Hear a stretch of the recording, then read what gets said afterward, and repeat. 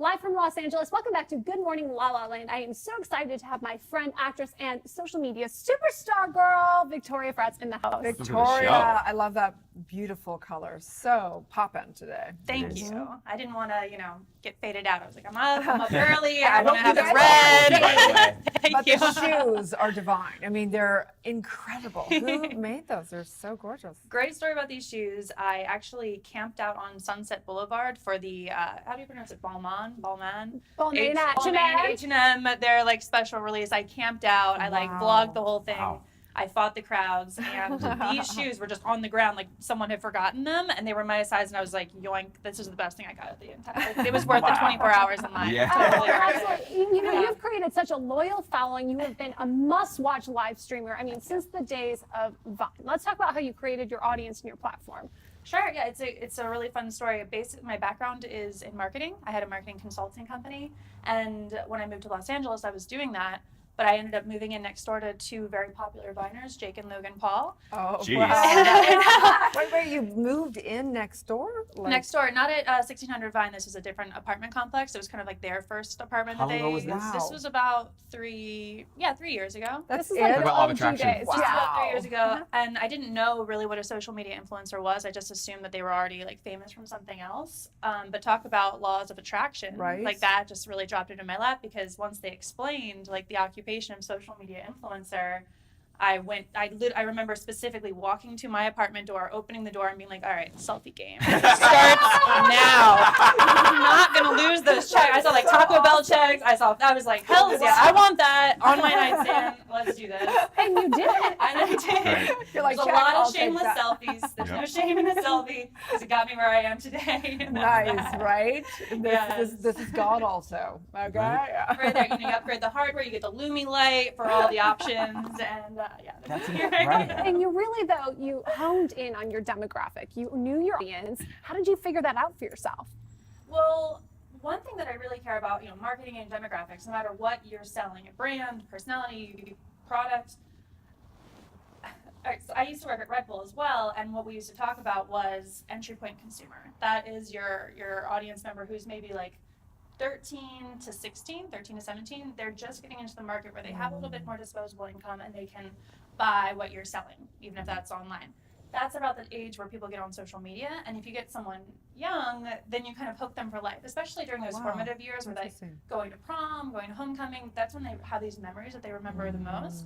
So when you start following someone that really inspires you when you're younger, my rationale was, these kids want to follow me at a younger age, then maybe they'll stick with me through their college life and their young adult life, and who knows, hopefully a long time. Wow. So that was like my mentality, and it seems to be working for Viners too. So wow. Fascinating. So I've got a niece, she's 5, Zoe. I need to, if I want to get my social media game tight, I should probably start right now. Right there. That's just $1 million idea. Start even younger. Start when they're like just in the womb. Right. So how are you using it as a you're an influencer. So how are you using it? What are you doing with your influence? Well, my influence helps me a lot now, because I've quasi-pivoted towards filmmaking. I have a production company called Social House Films, and social media it's the solid truth that's proven eyeballs that are going to watch your product. So now when I go like seek funding from investors, or we meet with studios, I can show them in our marketing plan, okay, well, don't worry, at the very least, we have a minimum 500,000 eyeballs who are going to watch this movie. So, like, please buy it, Netflix. FYI, Netflix. But no, that's how I'm using it. I'm using my built-in following, which also, by the way, helps me be legitimate when I DM other people with huge followings that I don't even personally know, saying, do you want to collab? Do you want to come on this thing with me? Do you want to come be in this movie? They're immediately like, okay, she's got this following, she's legit. And usually that opens doors for me to like make good connections. It's so interesting that you mentioned that, because we've talked a lot about that and having social credibility and what that means in contributing to you as your brand and your business. Yeah. What was that for you? I mean, is that like a certain number, or? The number, not so much. It's a little mixture of everything. So if someone's out there wanting to know how can I build my social credibility, the very first thing I would say, quality content. And that can be as little as having a well-lit, in-focus photo. I see someone with like a fantastic photo and a whole string of them for their Instagram, for example, and I already believe, okay, they really care about their craft, they really care about what they're building.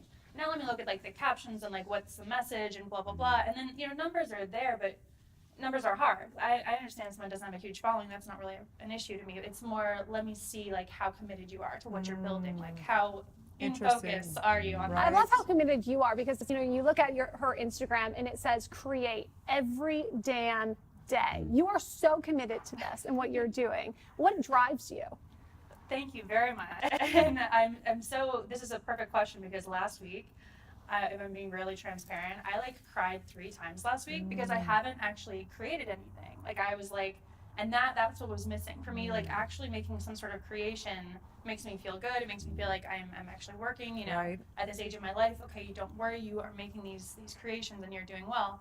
So last week I realized like this script is taking me a while to write, this web series, I need to get this off the ground, and it was all like mixing up in me.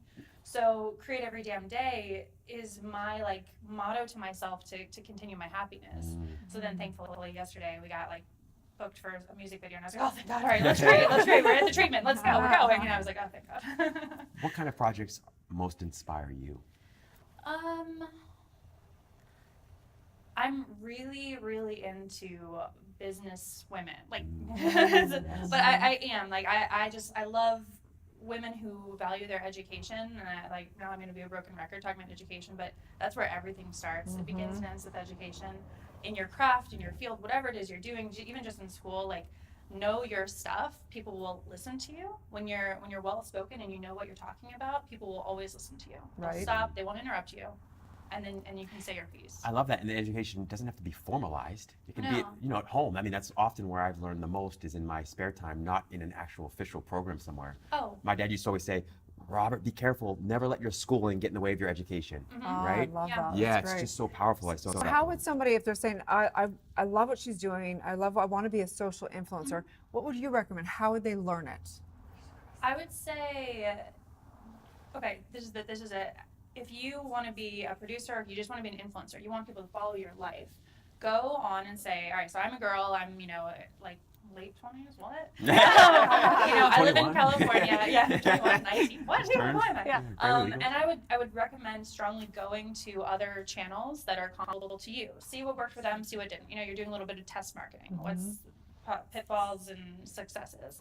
Then you take that information, like, okay, these types of selfies work, these types of like, event photos work, cool, let's do some of those and start curating your life around this. Like, you go to those events, like take those types of photos. You don't have to copy someone directly, but you use that as inspiration and then inject your own personality into it, because people want to see you, that's why they're following you.